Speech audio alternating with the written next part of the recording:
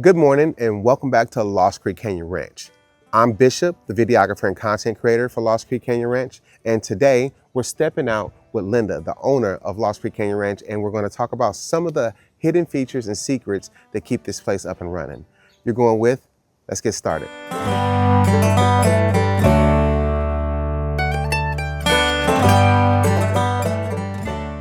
As you're wondering, we have two sections for the tortoises.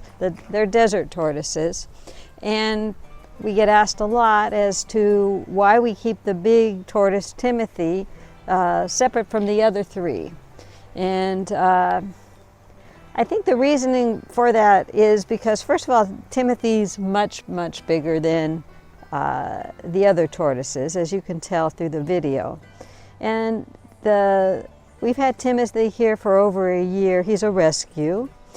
And the other three tortoises are also rescues, but they're siblings, and they get along with each other. And there's a lot of evidence and warnings that we received about putting together tortoises from different communities and how the larger ones will often attack the smaller ones. So we have them separated. And in between the two pens is just snake fencing. And it's buried down a little bit, but it gives the tortoises a chance to see each other, smell each other, interact with each other without actually being next to each other. We've had the three tortoises that are siblings for about a month, and today is the first time Timothy has ever showed any interest in them. And now he's just pushing on the snake fencing and as active as we've ever seen him, tortoise style, of course.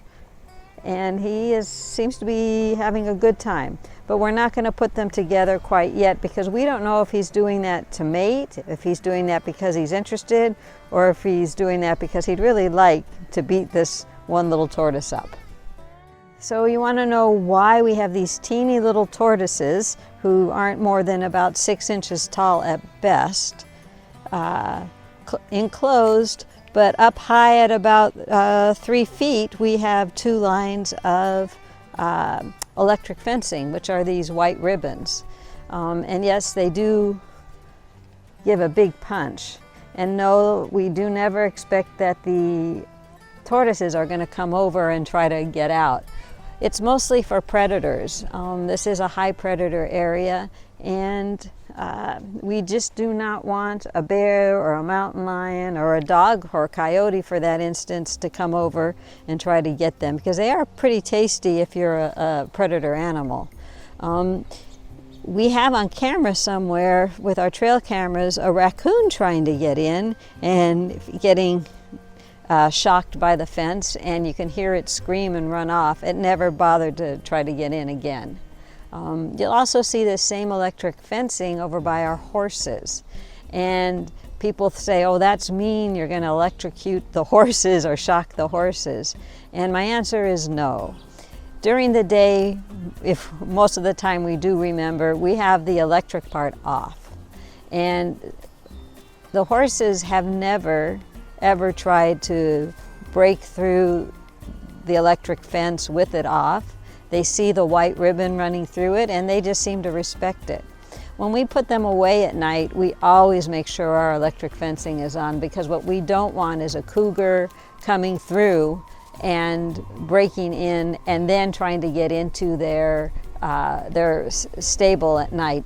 And we basically double and triple lock it, and they can't get in, but we don't even want to try to let them get in. So that's basically the reason you'll see these electric fences all around. We ask people to try to avoid touching them because sometimes we do forget to turn them off. I know, Bishop, you touched one by accident and that kind of lit you up.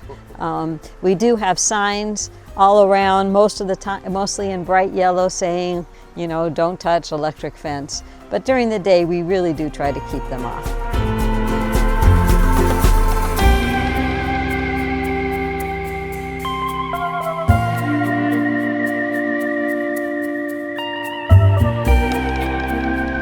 All right. Well, if you look at this sprinkler right here, you'll see that this sprinkler or ones next to it are going off a lot of times all day and all night. We switch off which ones over here are going on and off because we don't want to overwater. But people ask me, even when it's raining, why do we have these sprinklers on? You know, isn't that a waste of water? Well, in some respects, yes. And because we have our own water here, we have our own pipes, and the water does not come down through the pipes with any type of pump or with any type of electricity, because we just don't have any electricity from where it comes from. And if we don't turn on something, we put too much pressure on the pipes and the pipes start to burst. So that's why on this hill we change off which sprinkler is going to go off, and what it does is it relieves the pressure so we don't have pipes bursting in the back of the ranch. And when they do that in the back of the ranch on occasion, usually it's a cow steps on them, we're not in the back of the ranch 24/7 and we don't see it, and we can have some big landslides. The pressure can be really, really high and it could come out like a fire hose. So that is why you will see during the year, even if it's raining, we have a sprinkler going. Okay, so I know the last time you were here, you didn't see this. And this is brand new, and it is summertime. And these puppies here are all over 100 pounds, and they have dual layers of fur. And as you see, this little guy, our puppy Romeo, who's about 110 pounds, just got a haircut. He's got super long hair. It gets very hot here during the summertime, although cooler than the desert floor, but it's hard on the dogs. And they were laying in mud all the time, and we had little pools out that they broke. So instead we decided, we had this little flat area of cement, we'd build a pond with a waterfall. And the pond only gets about 4 to 5 inches high, so it's enough for these dogs to lay in and get cool, but not too much water where they won't feel comfortable going in. Our only swimmer of the livestock guardian dogs is this guy here, Sailor, and that's because he has a little shepherd in him. But anyways, they built this fountain with this pond. The chocolate labs love it with the fountain going, but it really took probably 2 or 3 weeks for the Great Pyrenees, you know, the dogs that fight off the cougars and the bears, to get used to this. If we turned the fountain off, they'd come in and they'd sit and they enjoyed it. But as soon as we turned the fountain on, and you could see not much water flies through there, they kept running and screaming like it was something super dangerous. And now they're getting used to it. And now this guy especially, Romeo, he'll go in and lay down in there, and he'll put his head down and let his face get hit by the water. The other ones, not so much. But it does keep them cool and keeps them from getting so muddy all the time.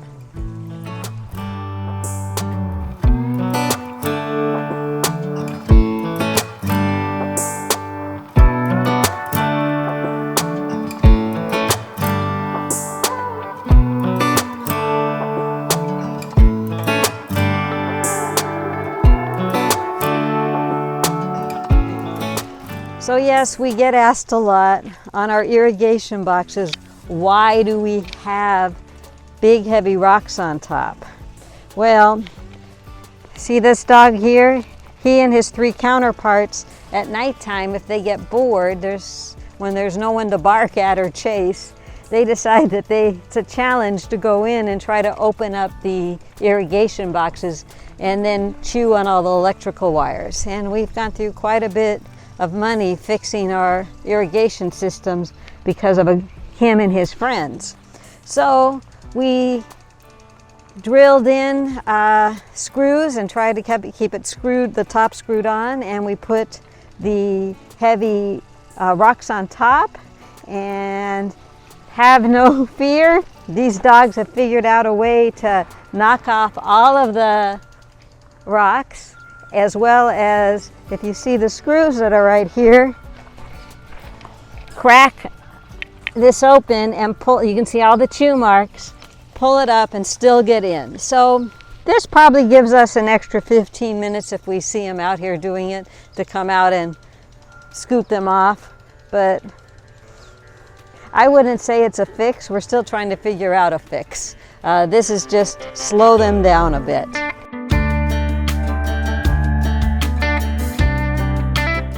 And I think you've even asked me is why is there a thick fire hose out here and why is it in the overflow channel? Well, we have CAL FIRE come up here once a year or once every other year to do an inspection to make sure we are in a good position in case there's a fire close by. If there's a fire here, and we hope there never is, we need areas that the firemen can use to put out fires. So this is actually a fire hose that they can hook up to their own hose. And throughout the ranch, you're going to see these signs, FDC. That is where we have valves ready for them to go that will provide enough pressure and enough water that they could hook up to. So it's pretty important.